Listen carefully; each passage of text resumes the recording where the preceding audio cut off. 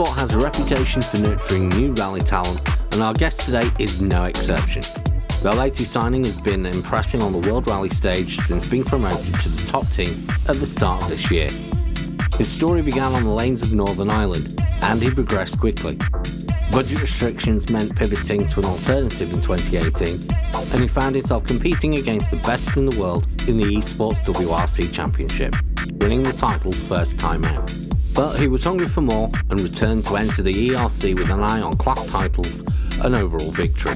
This time we started really fast and we had like 30-40 second lead on the first day. Having now made it to the main MSport team, he narrowly missed out on the title despite securing podiums and a couple of wins. He'd done enough though, and this year he began his Rally 1 journey.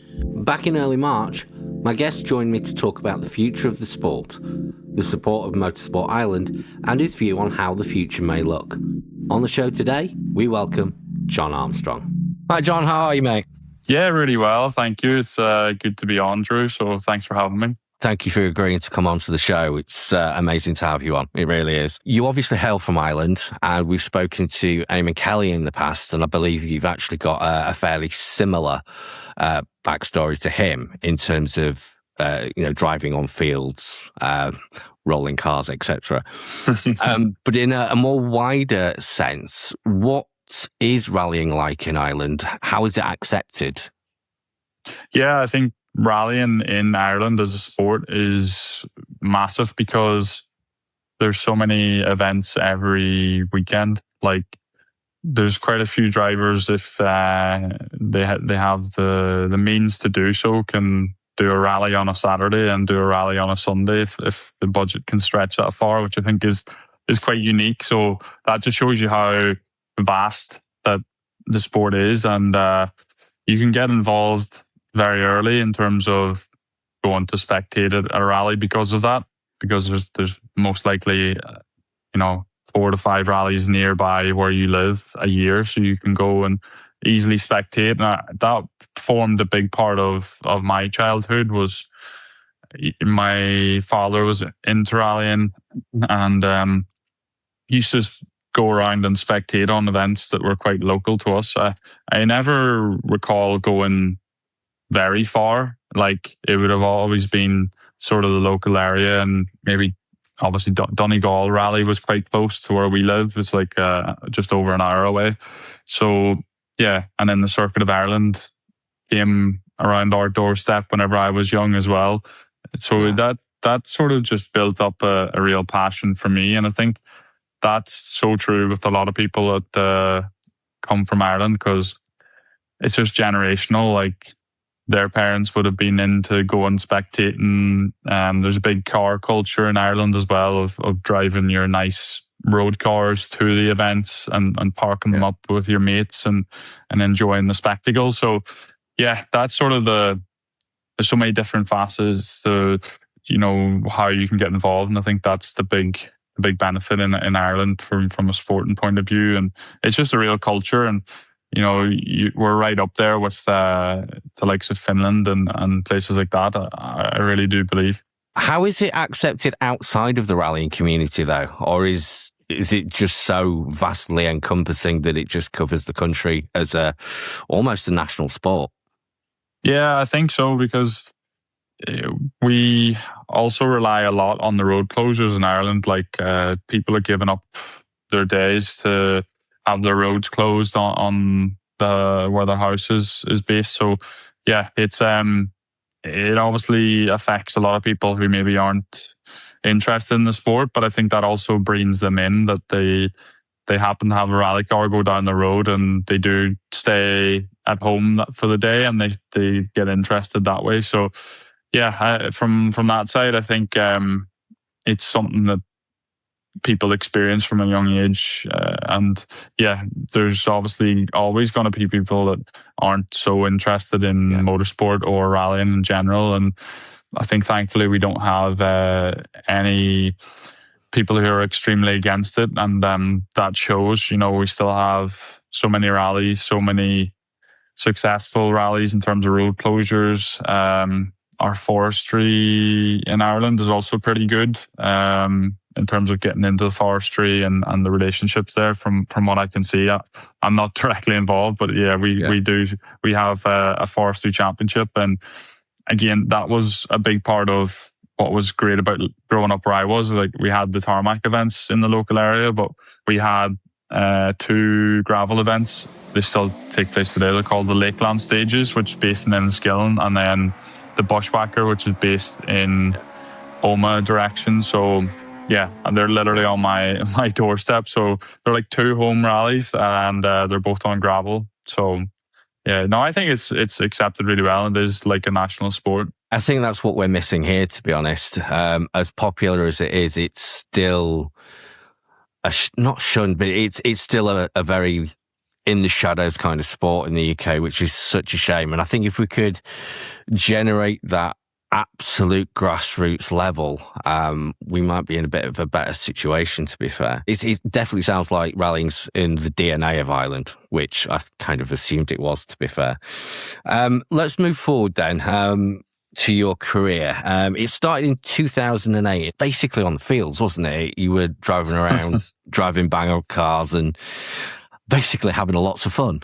It started basically on my uncle's farm, driving cars, but quite quickly we got interested in trying to compete and started with the Vauxhall Nova on some rally sprints. So that was a very standard car, a bit like a J1000 car, which is very popular for young drivers nowadays. But that series was basically open to anyone in terms of it wasn't governed by Motorsport UK or Motorsport Ireland. They're kind of a identity of their own, and you still needed safe cars, but they were quite relaxed with a lot of things. So it was a great place to start, and I guess, like you say, a middle ground between a fully fledged rally sprint and maybe auto tested, somewhere in between that. And but it was still very competitive, and we'd done that until I was 17, until I could get my driver's license to attack the real stages. And whenever that come around, we already had a different car. We had a ST Fiesta Group N, so full dog box, 2-liter engine. That's full spec car that was running in some of the Cup series. But yeah, it was great back then because it was a lot of money for us, but those cars were about 13,000. I think they still are in that bracket, 10 to 15,000. But now, like, when you're trying to jump into junior rallying and trying to make a mark, you're into Rally 4 cars, which are like 60, 70,000 for a used one. So the junior area scene, if you like, is a lot more expensive now to sort of hop in and make a mark and sort of show what you can do. But back then we started with that car and just ran it ourselves. My dad and brother were my mechanics, and then we kind of done that first year when I was 17, like not really knowing what to do. We done a little bit of the BRC Challenge, which was like a support series alongside the full British Championship, and the British Championship was front-wheel drive only at that point, so it made sense for us to go there. And there wasn't a lot of opportunity in the support series in Ireland at that point. So I think back then the British Championship was seen as a way to sort of show what you could do to prove yourself, and then hopefully you get opportunities off the back of that. And based on that philosophy, then we decided then to save up and get a R2 Fiesta, which was actually the first Fiesta that was ever built for the R2 specification by MSport. But that chassis was written off. So basically they rebuilt that car with the same reg into a new chassis, which was built by CA1 Sport in Carlisle. So we went and bought the car off them, and then our plan was to do the British Championship, like the full thing. Ultimately, we didn't have like any massive results. I think I kept having a couple of mistakes or punctures, stuff like that.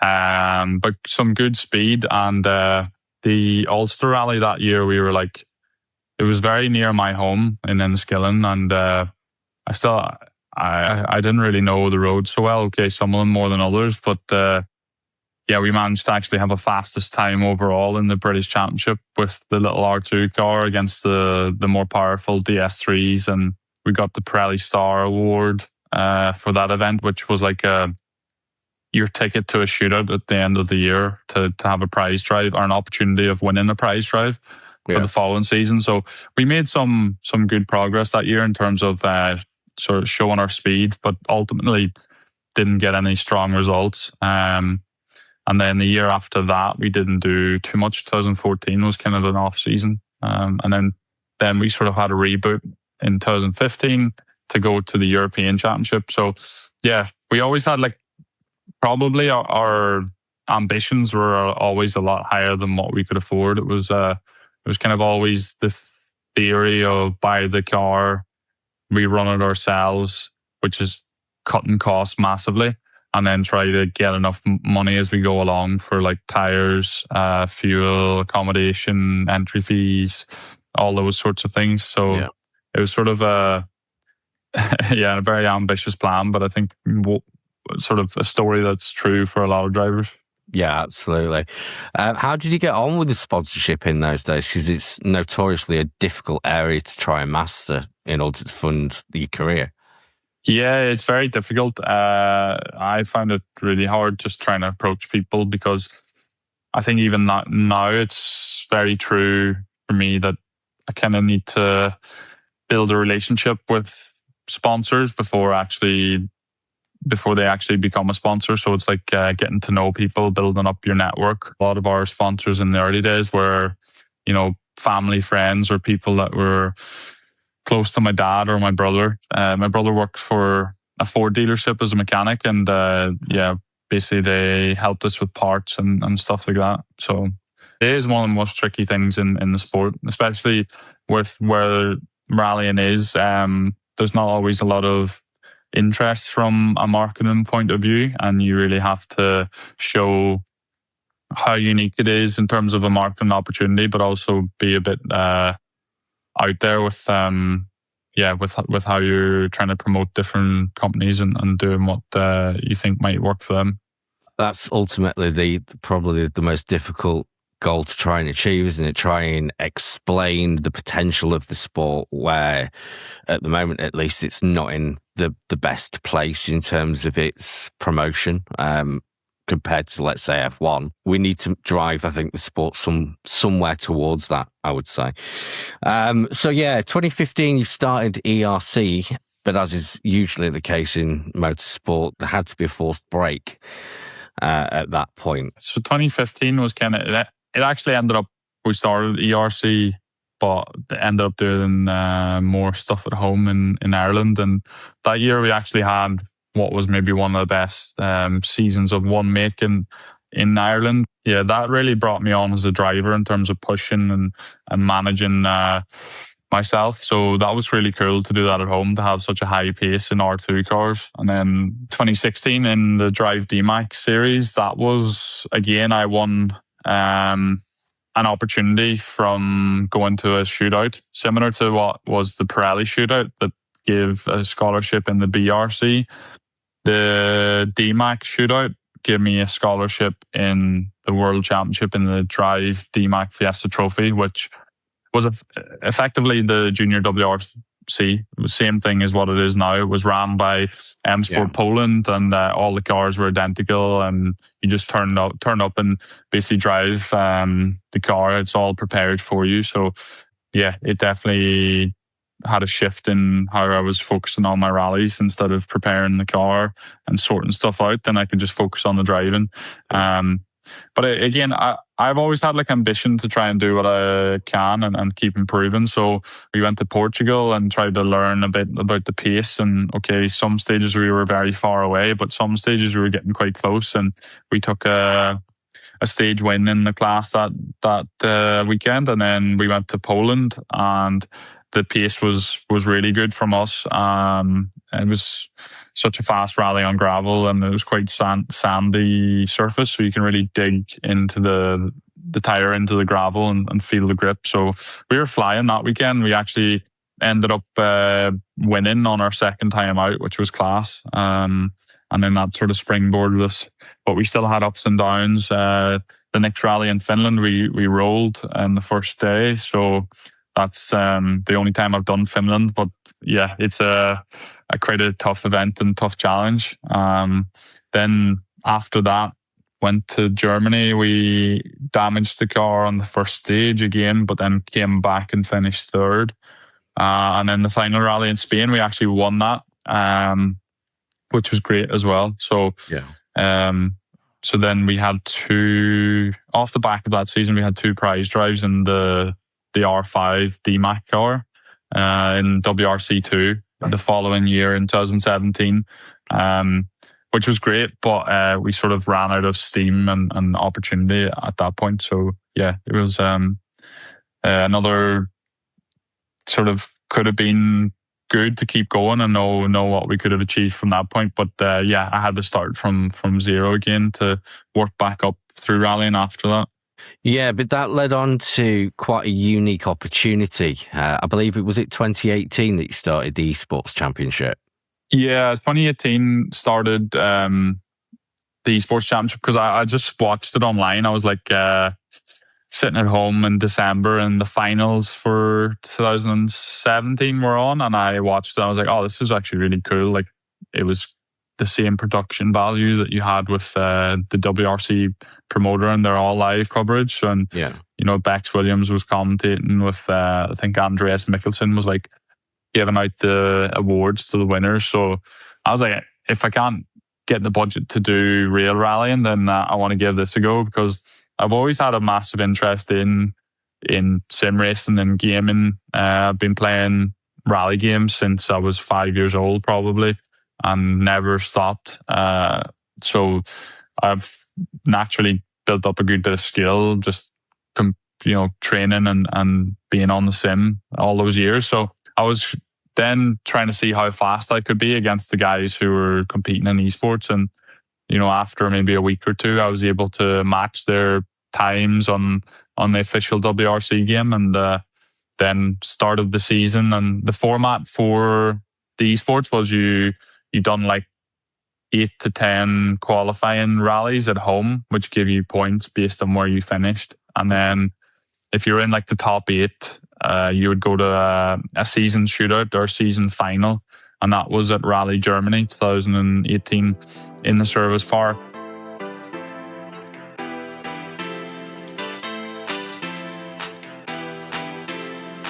Lead is changing constantly between Armstrong and Jon Armstrong.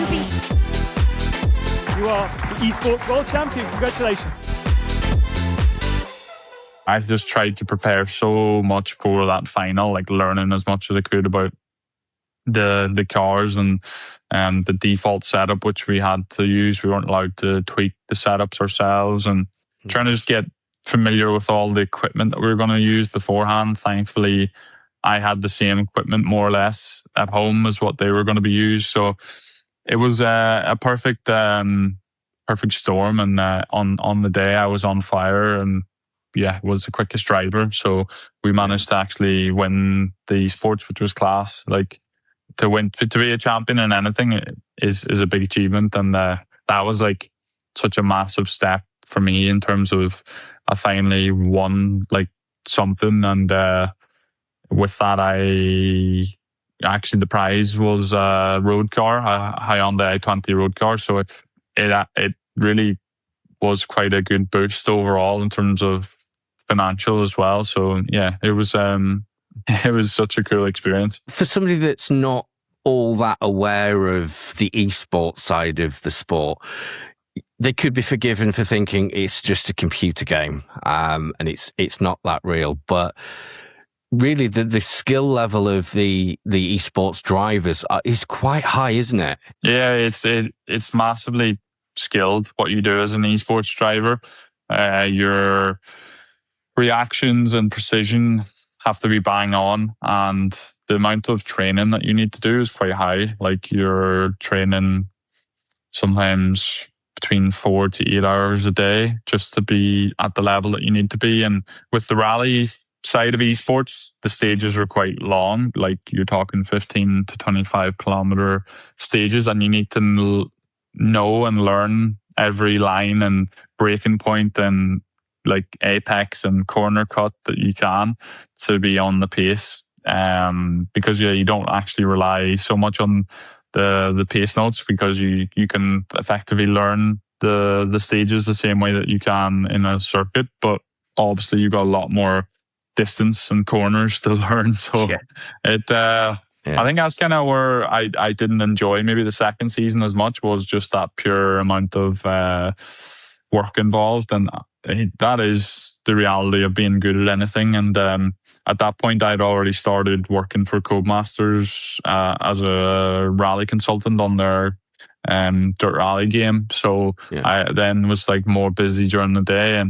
And the second year, I still finished second, which was to be first and then second in a world championship was brilliant. And after that, I was like, right, now it's time to try and channel that energy back into getting into the seat of a real rally car again. But yeah, esports is mega, and it's a good way to get into competing, cost effective way of racing against other people. And even Richard Burton's Rally still has like such a massive mod community, and those guys they're keeping that so alive, and it's amazing if you compare that to the original game, what they've added to it, and the quality of the stages and the physics is really high. So if just as a training tool for real life, it's all there to improve your skills and make you a better driver. So that's sort of where my focus is now with the simulator side of things, is just enjoying it. And that can help you in real life then. Well, you've got a unique perspective on this, being an esports champion, being involved with Codemasters, and obviously now sitting in a Rally 1 car. How close are modern sim rally games to the real deal? Yeah, it's quite difficult to actually draw comparisons. I think the main thing, in the sense that rally in real life is always changing, but in the game you can get quite bang on and close with a certain condition. Like let's say a dry tarmac stage, you can get a really realistic feeling through the physics that we now have available through all games, really. Like even the WRC games not so far away.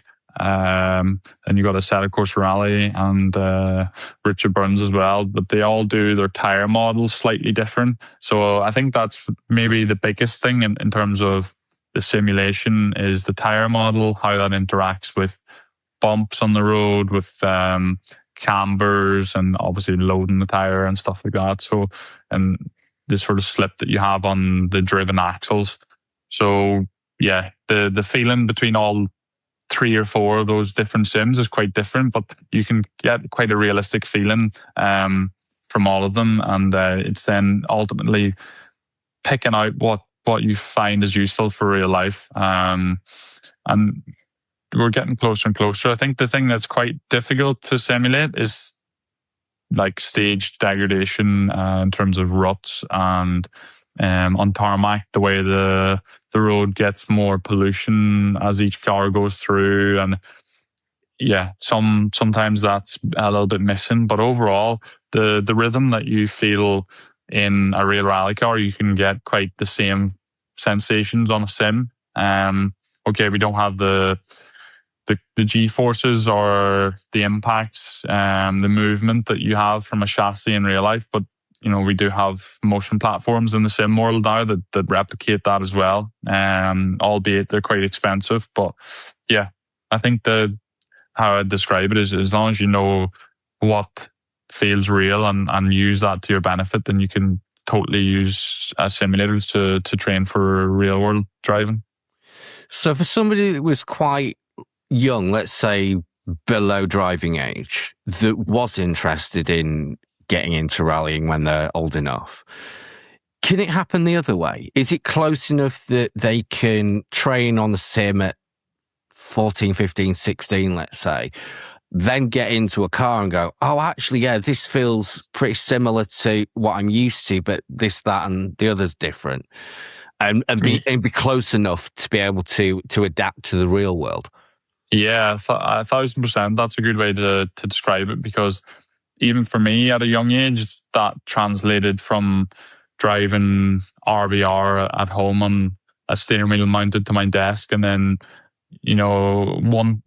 one time I almost rolled my rally car on a rally sprint, and I managed to save it and bring it down from 2 wheels back down to 4 wheels. And I remember that was always a trait that the original vanilla RBR had. Like, you could really balance the car on 2 wheels when you were having a moment, and then bring it back down or continue the roll. So I remember that being a good benefit then. And yeah, I honestly think it's shaped my driving ability from a young age, driving on a steering wheel on a computer game. And even the likes of Romet Jurgensen, who basically came into rallying with very little experience of real world driving, but was always on a simulator, playing different games. And the FIA Rally Star, which was a program to identify talent and bring them through to be, the next big star. Part of that identification that they used was using a video game to get times from people at home, and then they would take the fastest drivers and bring them to shootouts. He came through, was the fastest, and is now competing at a really high level in the British Championship and WRC2. So I think it's just proof that if you're fast on a simulator and a video game, then you can just pick it up when you go to the real world. It's all muscle memory and rhythm, and if you know what's different, you can quickly readjust yourself to the real world then. But most of the sensations is very similar. It seems like it's the ideal starting point for a lot of people that are under the driving age. For anybody sat at home right now with any sort of setup, if you take it seriously, there is a legitimate route through esports to real world rallying now. Yeah, 100%. And it is the cheapest way to get started. If you don't have the means to do real life rallying at that age, then for sure the simulator can be a great way to build up your skills, and at the same time work towards getting some opportunities then to be in a real car, even if that's just testing a car or at a rally school, and then prove what you can do, and then hopefully that gets more sponsors engaged, and you can keep going from there. I think it's just fantastic now that there's so many opportunities to get involved at a young age to drive, whether that's, the Junior 1000 series in Scotland or England. Then you've got obviously the series in Ireland, which you can do the whole forestry championship, which is amazing that you can get into the forest at such a young age. And all you need is a co-driver to drive the road section. So that's just incredible to have that sort of opportunity to drive on loose surface at a young age. Do we know what sort of age you can start that from? You're testing me now, but I think it's either 13 or 14. Oh, so pretty young.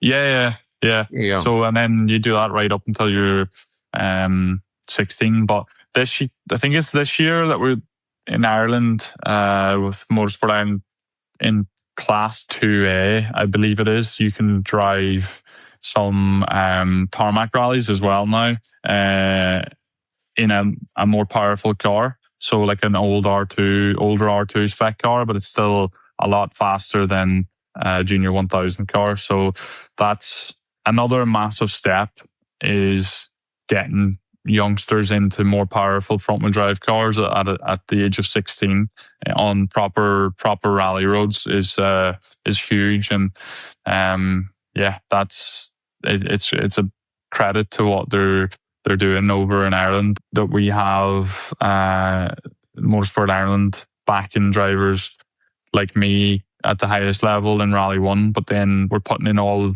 this structure at the right sort of low level of junior rallying that you can get in, do proper stage rallying, learn your craft from a very young age while you're still developing as a person.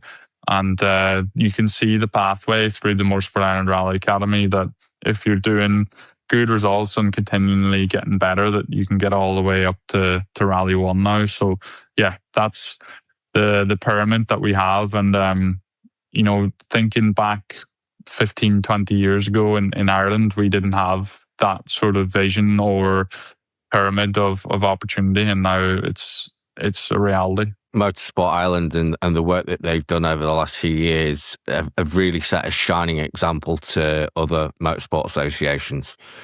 And it's basically one guy that's behind it, isn't it? That's the driving force. But they do so much work to support Irish drivers. And it's not, am I right in thinking it's not just rallying, is it? It's racing as well. Yeah, I think when it comes to the rally side, we've got John Coyne, who is a Patreon for supporting us, and that comes with the whole structure behind the Motorsport Ireland Rally Academy was set up with John and Sean McHugh and a couple of other background team that are still working hard on developing what the Rally Academy is on a year-to-year basis, improving all the time. And that was a vision that they started 6-7 years ago. And as you say, Motorsport Ireland have other means that they were supporting circuit drivers with. I think that's still happening as well. So yeah, but in terms of the support that we have on a championship level, that's the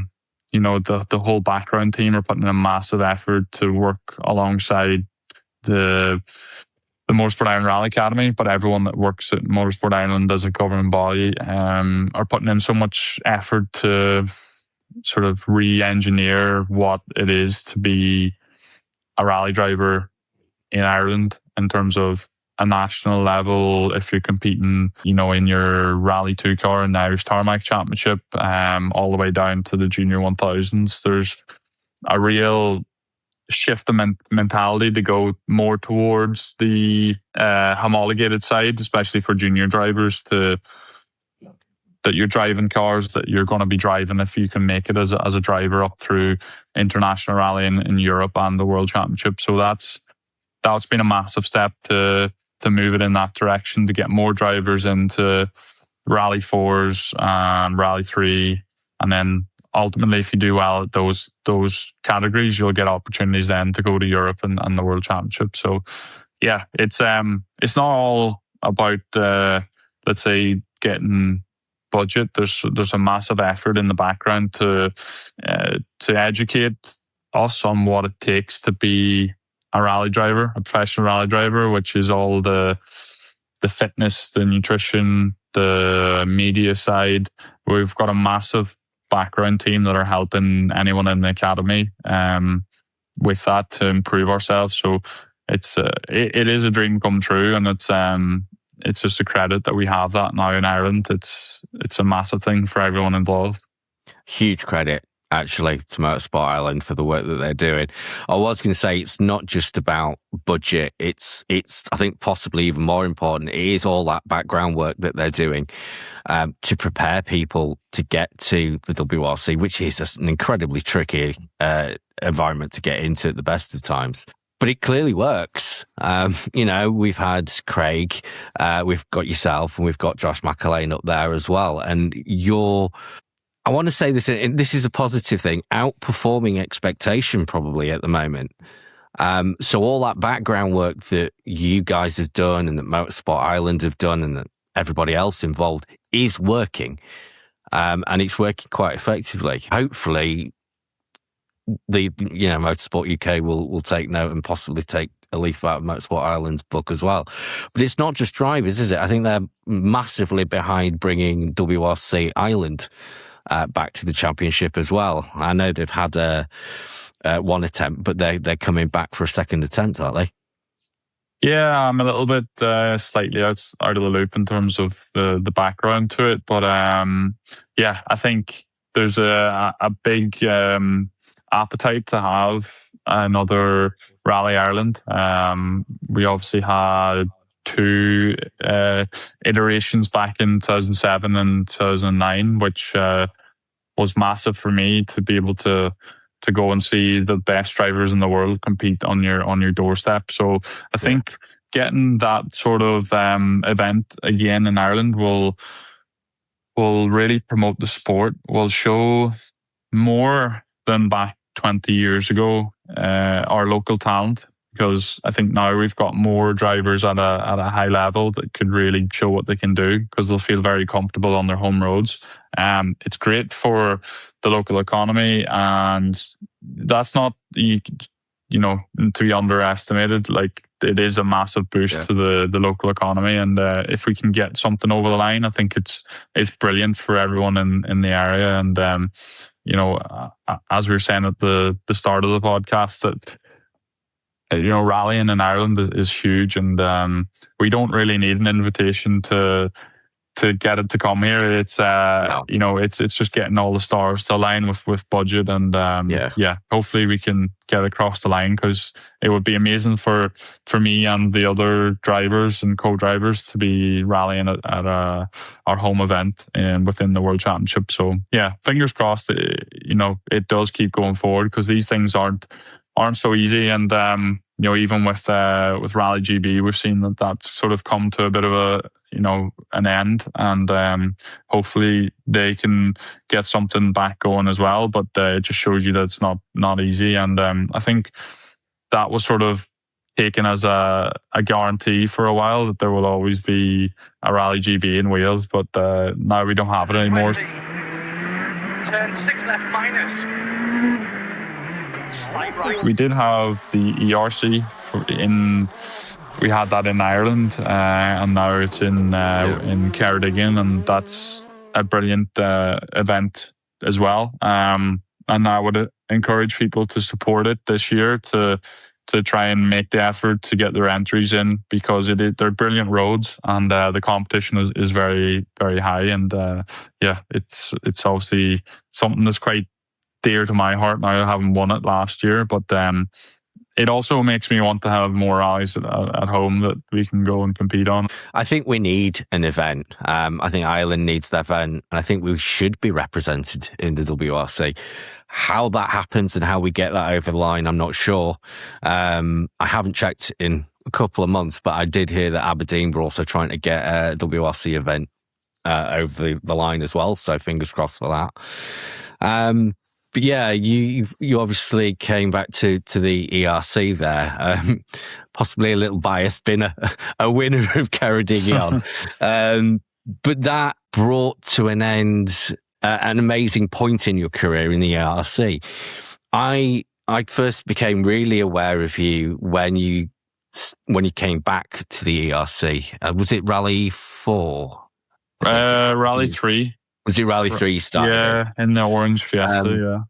Was that the year that you were the only Rally 3 in our ERC? But you were more or less, yeah. There was let's say, not consistent every event, the competitor that we were against. So there was no real standout championship rival, but there was usually some other Rally 3 on each rally. So we always had someone to compare against, but more or less we were the only ones, and now there's quite a few in the last couple of seasons. But it was still an amazing opportunity, because it could have been the end of maybe not the end of my rallying career, but it definitely was a lifeline that gave me a chance to drive a full season at international level through MSport Poland, and what they were able to offer me. So that came off the back of driving with them in Junior WRC. I didn't win Junior WRC, unfortunately. I was second twice.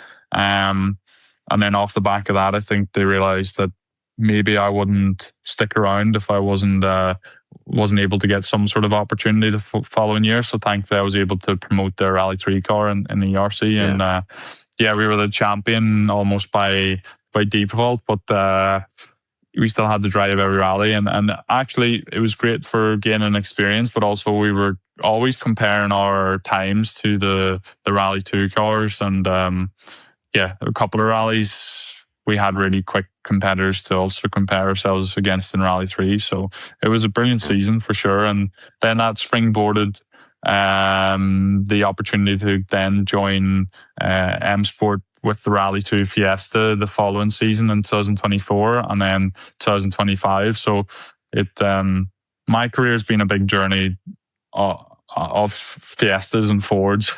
It's been primarily that. And I think the only season I drove something else was 2015. I drove the Peugeot 208 R2 and I'd done one rally in a Mini Cooper WRC, which was a down rally. But otherwise it's been Fiestas. And now a Puma. Yeah, much like Malcolm Wilson. Well, the reason I actually brought that up was to bring up the point that you were mixing it with the R2s in the R3. It's like, who is this guy? He's so rapid. And the fact that you were the only R3 wasn't really, it didn't matter because you were mixing it with the R2s. It's like, oh my God, this is amazing. Go on, lad.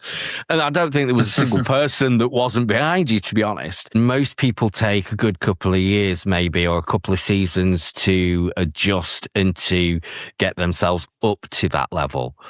But seemingly you've managed to get your opportunity, you've moved up that level, and you've almost instantly been on pace with your fellow competitors. How have you managed to achieve that so quickly?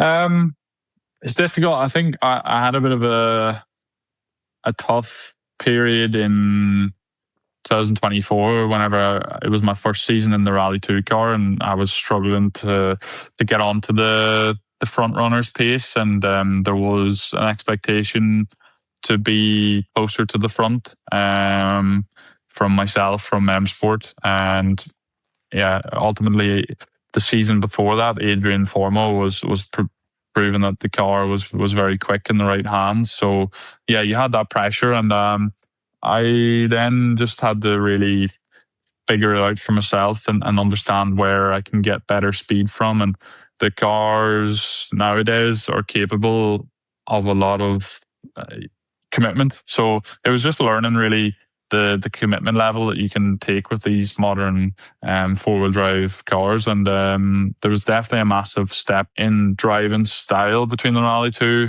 and the Rally 3. But going from Rally 3 to Rally 2, I really had to, let's say, trust everything that the car was going to do more and take the ultimate speed out of it, especially the medium to fast corners. And I think Rally Barham 2024, it was sort of like a slight flick of a switch on the last day. We sort of changed the setup a little bit, and I sort of then understood more about how to drive the car fast. And from there, then we kind of started progressing quite quickly. The next rally in Ceredigion, we had the pace to be on the podium, but we had a puncture. And then the final round in Poland, Rally Silesia 2024, we were second overall, and we probably could have won that rally only for a bit of a mechanical glitch at the start. So that all just starts to build the confidence that you can do it. And I think once you know that you're capable of doing it, then it really does just give you the confidence to keep pushing. And that sort of was true last year in 2025. Just kept pushing. Our pace was improving. Okay, we didn't always have the results that we wanted, but we were definitely getting a lot closer to being consistently at the front, and ultimately missed out winning the championship by quite a close margin. But that was just thanks to having such a good end of the season. Like, we were second, first on the last three rallies. So that was just a massive turnaround. And it's just, there's something about believing in yourself and trusting the capabilities of the car. If you just focus on preparing the best that you can for each rally and believe that you can do it, and save a bit of resource for the rally in terms of your bandwidth. And I think that's where you can get good results. And this year's been quite good. The first two rallies in the top tier of Rally 1, we've had some good stage times on both rallies. And we've at one point in Monte Carlo, we were third overall, which was quite a surprise, but also thanks to the mad conditions that we had. Yeah. It was all just chaos. Yeah. So, but no, it's been such a good introduction to the championship, and ultimately it makes you want to keep progressing, and it's not always going to be so easy from one event to the other to keep progressing and have stronger results, because it's a tough championship. There's lots of tough rallies, and you have to be the full package. And even recently we spent the 3 days at the workshop just helping to build our car for the next event before the safari, and just learn more about it mechanically, and like replacing certain parts. But yeah, that's what it takes nowadays, is just to be very open-minded and really commit to it. Do you feel that in the car? Do you feel more comfortable in it? Yeah, I feel pretty comfortable with it already. Even when I done the first test, which was kind of like a reward for winning Ceredigion last year, I was at Greystoke with a customer of Malcolm's to do some coaching with the Rally 2. But at the same time, there was a test happening with the Puma for, I think it was a pre-event test for some rally. And that was sort of also payment for doing the tuition. Malcolm was like, yeah, you can take the Puma for a spin at the end of the day. And I immediately just clicked with the car. I'd been driving the Fiesta on the gravel stage that day, so I was sort of warmed up. And then when I jumped into the Puma, it all sort of felt quite natural. So yeah, I think that gave me a lot of confidence. I think Monte is always difficult, especially the mixed conditions with ice and snow and slush and tarmac. And the pre-event test for that was quite hard, to be honest, because I just felt like I was not driving at all fast, but just sort of trying to learn more about the tires and the conditions rather than the car. But then on the rally, the pace was quite good, and I was getting more and more used to it. So then went to Sweden. It's more of a consistent, flat-out event, and that made a lot of sense in terms of driving the car, and really enjoyed it. So I think it fits pretty well. And there's a lot of different types of terrain in events in the WRC, so you have to be able to sort of change your driving style slightly for each one. But ultimately, if you can get on top of the car and make the car feel normal to you, it's good. And even in Sweden, I was like egging the car on in places, which was quite nice. Like nice. Your second rally, that you can be like, come on, let's go. Stop it. Yeah, it certainly seemed that way. I mean, the first three events of the season are all very, very different events, with Safari coming up next. But very soon we're going to have quite a nice run of European events, which should be a little bit more consistent in the way that they are. I know they're all quite, they've all got their unique traits as well. But given the start that you've got, I think it sets you up quite well for your first season, which I think everybody agrees is a learning season, but you seem to be learning well. Yeah, it's true that I think the first three are quite demanding and specialist events, but then when we go to Croatia, it's a bit more familiar, but also they're using a new sort of area this year, so different stages. And then the other like events like Portugal, everyone kind of has a good idea of the stages there and the terrain. So I think once we get into those events, they're a bit more normal in quotes. Then you should get into a bit more of a rhythm and feel like you can. I think the pace will feel more tangible in terms of like stage by stage. You can sort of see how you're actually doing. So I'm looking forward to those events, and even the the tarmac events like Japan, Croatia, Canaries. Canaries is quite a tricky one in terms of looking after the tires and not overheating them. But yeah, it's funny because like I'm quite comfortable on tarmac and enjoy tarmac, but I also enjoy gravel and loose surface, and ultimately the championship is primarily like that loose surface, so you've got to be quite good on that, and that's something that the focus is probably on from my side this year, is just getting quicker and quicker on gravel, and yeah, I think we'll eventually get there. Am I right in thinking you're running still a base setup, or have you already started tuning it to yourself, to your own personal preferences? So whenever you do the pre-event tests, you start with a base setup, but yeah, we're already like tuning it to be a different direction for me a little bit. Even just like preloads on the diff and spring rates, roll bar settings. So yeah, there's quite a lot of things that you can change even on a Rally 2 car, and especially on a Rally 1. So I think it's important to try different things, but also you don't want to keep changing the setup, because then you don't find your sort of baseline feeling that you can just crack on and drive the car fast. You don't want to change it all the time, and it's like the floor keeps moving underneath you. You want to kind of keep it where you're only changing maybe a couple of tiles each time, and then you kind of know what you're doing and where you can push. And first to second pass, there's things that you need to change, like ride height, and when you put the ride height up, then you need to know what you need to do with the dampers to compensate, because there's more body roll or the roll bars. So, but that comes through time and experience. And I think now at the moment we need to learn the car more. Me and my engineer, because we're quite new with the car. I've got the same engineer that I had in Rally 2, which is good from personality and friendship point of view, but it also means that we're both still learning the car a bit. So yeah, I'm sure once we get into the meat of the gravel events, and we'll kind of have a good idea what suits me the best and where we want to be.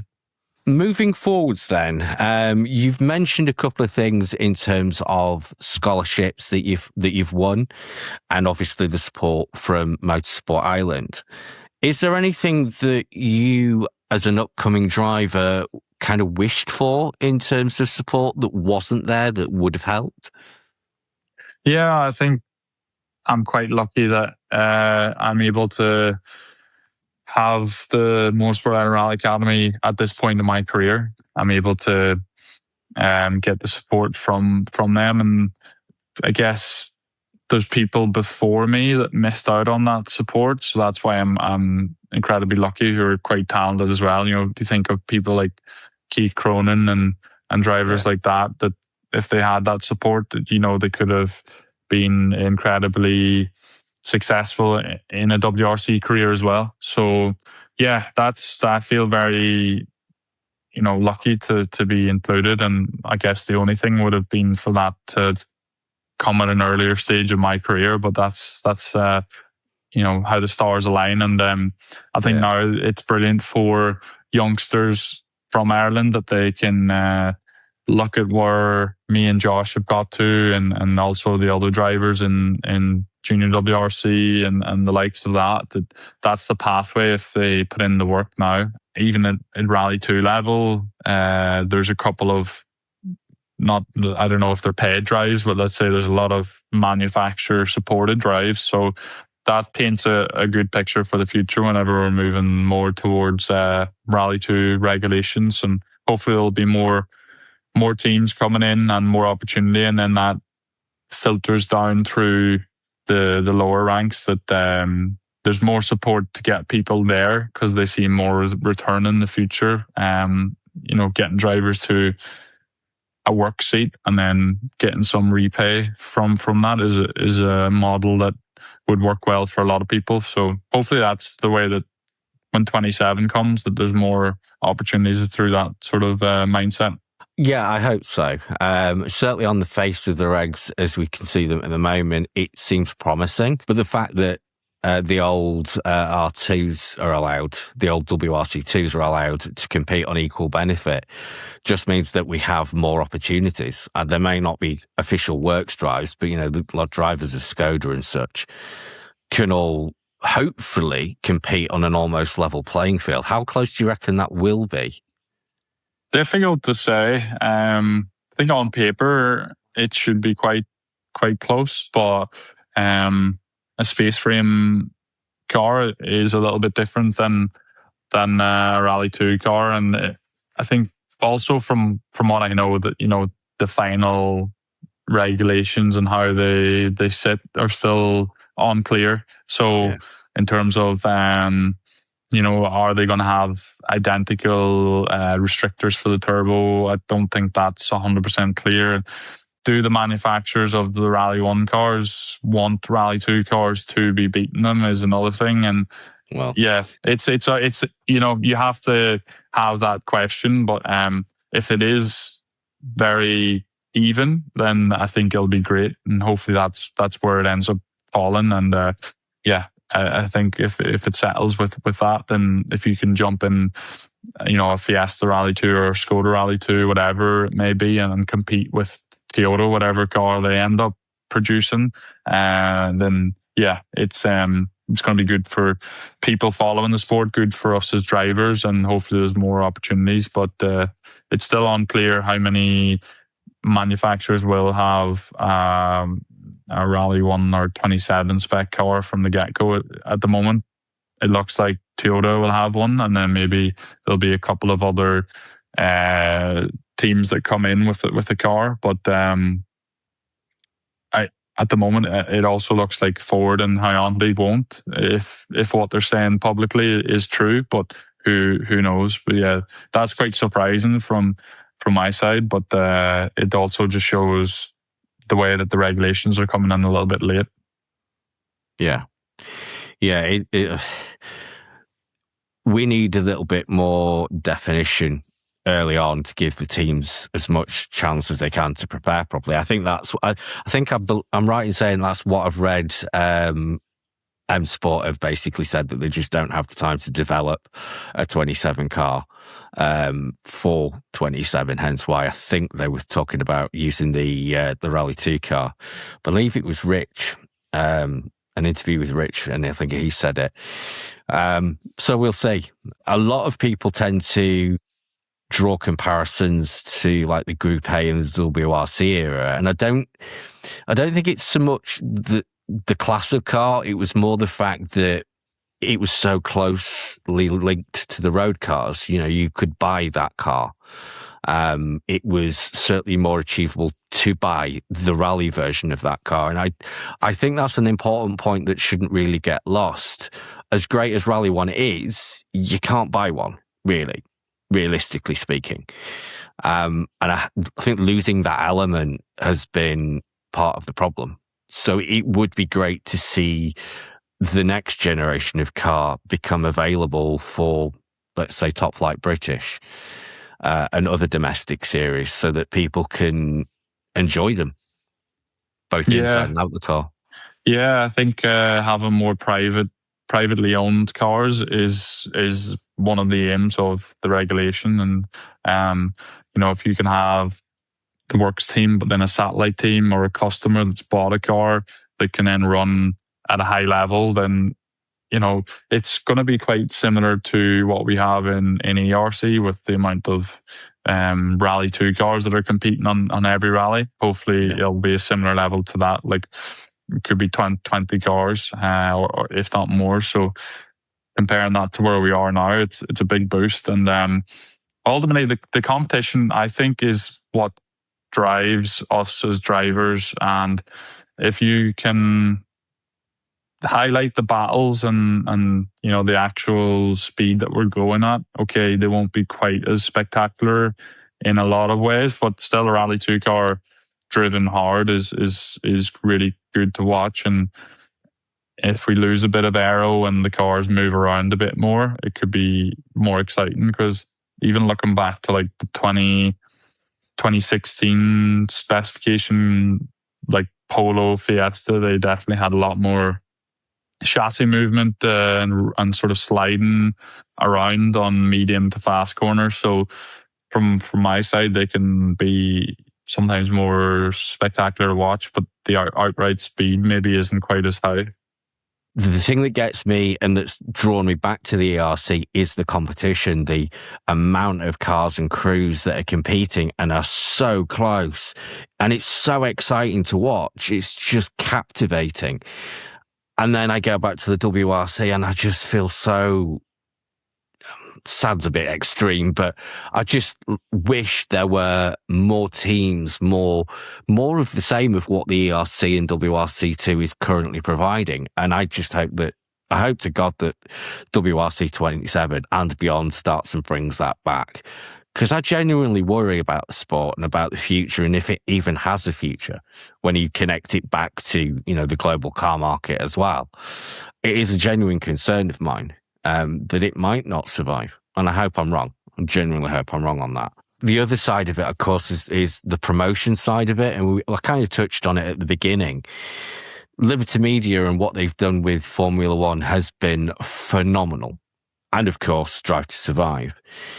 We kind of have our own similar Drive to Survive. I think that's fair to say. Would you agree that More Than Machine is kind of headed in that sort of well, maybe not quite reality, but it's headed more into that behind the scenes aspect for rallying? Yeah, it is, and you can draw the comparisons quite quickly with Drive to Survive and More Than Machine. More Than Machine is heavily funded from safety culture, if not 100%. From my understanding, and the current promoter piggybacks a lot off that, and I think there should be more support for that side of things. Okay, we're going through a period now where the current promoter is selling themselves. We don't really know the full story there, but all we can hope for off the back of that is that there is more forward thinking in terms of promotion and getting the reality side of More Than Machine to more people. I think they've been doing a good job so far in terms of getting it to a couple of mainstream TV channels on iPlayers, like I think it's on ITVX, stuff like that. So that's what we need. Okay, All Live is brilliant if you want to watch every stage, but I don't know, apart from being on the rallies and doing it, from a team point of view, that you're watching every stage, but I don't know many people that probably watch every stage, but it's brilliant to have the choice to do that. And then, could you put more, like, one stage from each day for free on YouTube from All Live? Like, imagine the footprint that you would get, like footfall of people just coming across it and getting through it that way. Okay, we have shakedown, but it's over in 2-3 minutes. It doesn't even show each driver for more than a minute, so it doesn't tell the story of the sport. And yeah, it's good that they give that for free on YouTube as a free live stream, but I do believe there needs to be more. And I think there's a couple of live stages from each day that go out on other services, which probably help from that side, like TNT's one and stuff like that. But you just needed to get it in front of people more easily. And social media, I think the current promoter do quite a good job of some of their short format stuff. But yeah, there's a lot that can be done, and maybe that's a budget reason as well. Like, if you double down on the number of people that are creating content, then you're probably going to get more out there. Do you need to do more stuff between the rallies to highlight what people are getting up to, stuff like that? I think, there's a lengthy discussion that can be had, and it's not easy to know what's going to work, but if you draw comparisons to other series, then you can maybe see what's working for them. I think More Than Machine is brilliant, and hopefully that'll continue going forward, and something that we're involved now, that we're a Rally 1 through. And yeah, it can definitely show more of the personality of each driver, and that's the big thing. As a driver, you still want to come across the right way and show some personality. And even last year, I think it was the whole swearing thing with the drivers taking a stance on that. I think that's been a good step forward to bring a bit more personality back out, that we don't feel like we can't be ourselves or say what we think.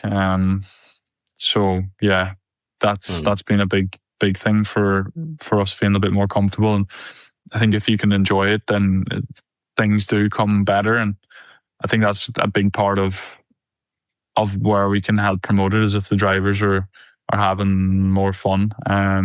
So yeah, there's maybe an element to that too. I'd like to see you guys have fun and just enjoy the ride. And I don't mean that like through the stages. I just mean like the experience of being a rally driver. The classic is Vatanen and Salonen, for instance, about 89, and they were laughing and joking. That's what we love to see. The real people behind the drives. So I'd love to see drivers get that kind of an opportunity. With regards to the swearing, it's a bit of a tricky, prickly subject for a lot of people. I didn't ever believe that you should have punished the drivers for it. I think that was always a broadcast issue.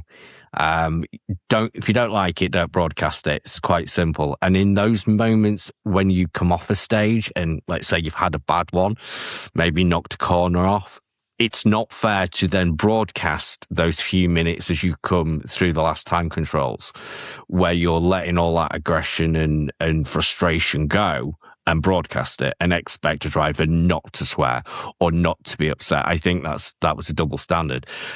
And I don't know for certain, but I feel like the broadcaster and the promoter has stopped that now. It feels like something has changed, so that I'm assuming you must come into road mode as you come off the end, through the red boards, and that now has stopped the audio feed, so we can't hear it. And I'm assuming that must have happened in the background somewhere.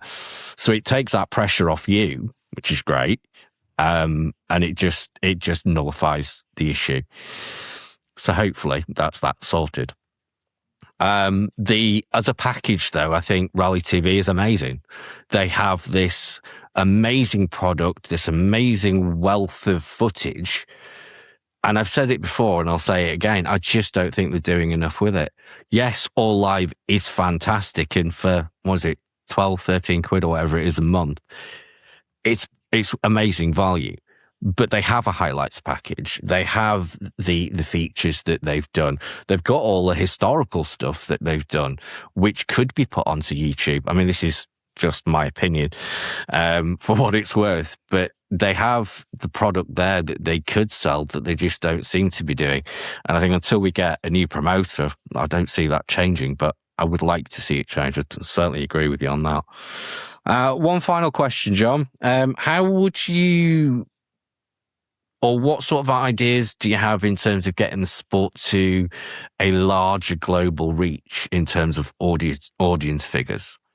The more we can get online, the better. Like, the more influencers we can have in terms of, individual influencers in rallying that are covering it as a sport, is really important. And that comes from a culture side again. But I think we've seen that also with Drive to Survive, that there's so many F1 influencers and media creators, content creators, that sort of come out the back of watching that program, becoming a fan of a driver, and then that's where their passion is on the type of content that they're creating. I think a lot of them do tend to be younger girls who are fans of the drivers, but there's no reason why that can't happen for rally as well. And I think from that side, is there a way that we can make it slightly more appealing in terms of the culture for rally, that it's cool, it's glamorous? Can we can we become anywhere more glamorous than what we are? Do we need to stay gritty and play to that as our strength?